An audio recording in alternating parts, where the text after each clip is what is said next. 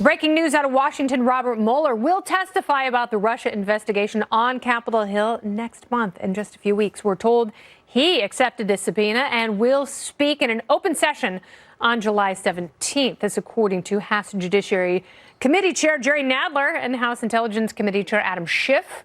So what does this mean for the president? Joining me now, former CIA analyst and host of the Buck Sexton Show. It's a podcast. He is Buck Sexton. Welcome back. Good to see you, Kennedy. What does his appearance say to you, Buck?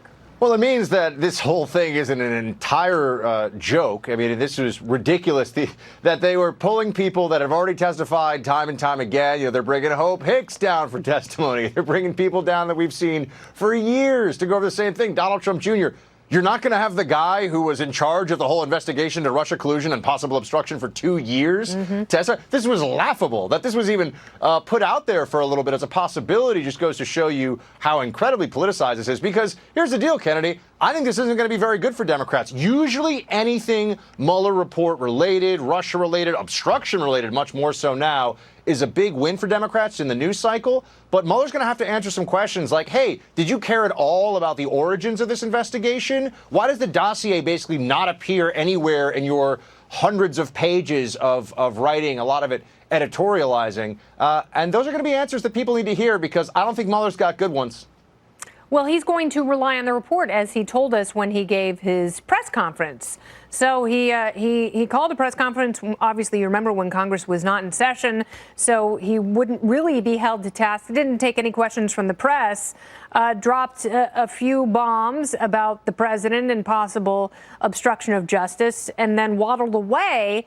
But, there was some disparity between what he said about the DOJ precedent for charging a sitting president or indicting a sitting president and what Bill Barr said that he asked Mueller explicitly. And so there is a disparity there in their two statements. So who is going to seek reconciliation on those statements?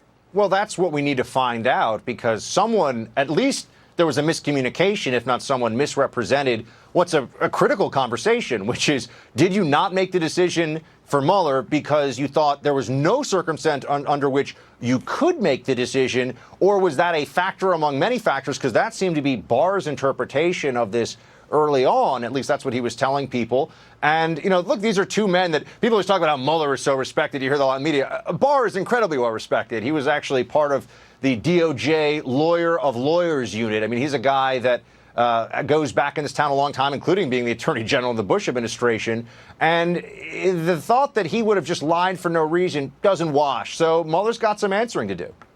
He does. And hopefully people like Jim Jordan will put his feet to the fire a little bit so we can get some actual answers. He may try to dodge a lot, Kennedy, but remember when our now not so sanctified James Comey kept saying, I don't recall, I don't remember, I don't know. It's like, what exactly would you say you do know, Jimmy? That was the question that people wanted to ask him. I'm a people person.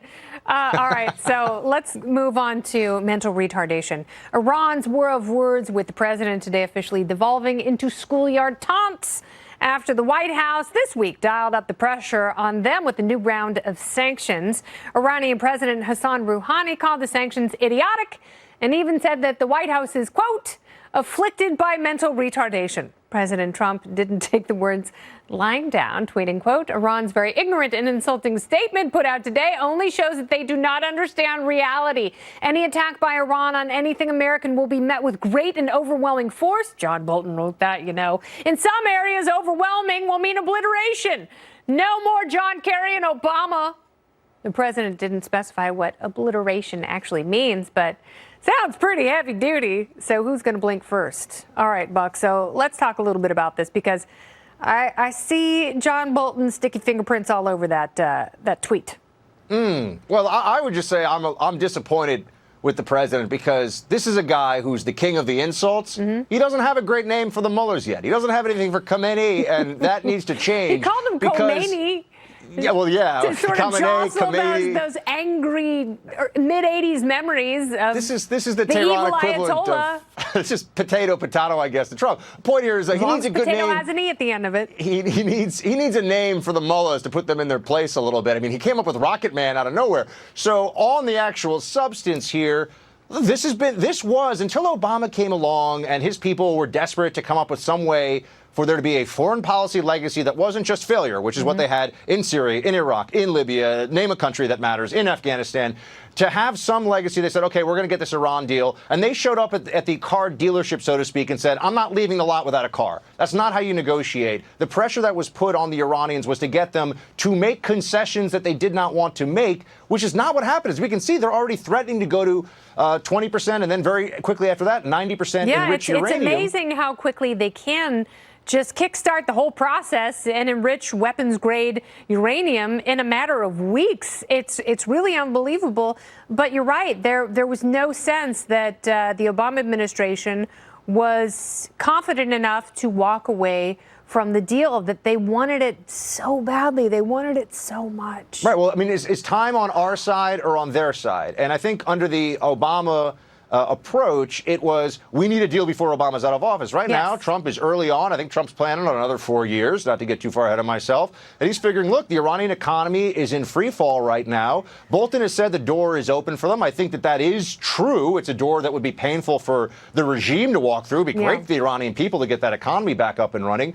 But we can wait them out. And yes, if they do things that are aggressive. That's the thing that breaks my heart, is people who really need it, whether it's Venezuela, North Korea, or Iran, are the last people to get it.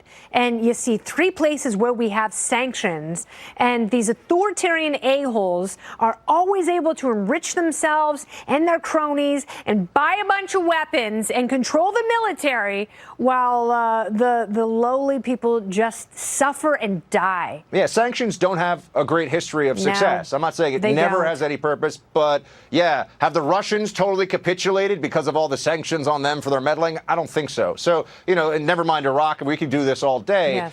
Is it going to work in this case? I don't know. Every foreign policy story to end like Rocky IV. Unfortunately, that is a fairy tale. I think every story should end like Rocky IV. From your lips to God's sweet ears. Buck Sexton, thank you so much. Good to see you. You too.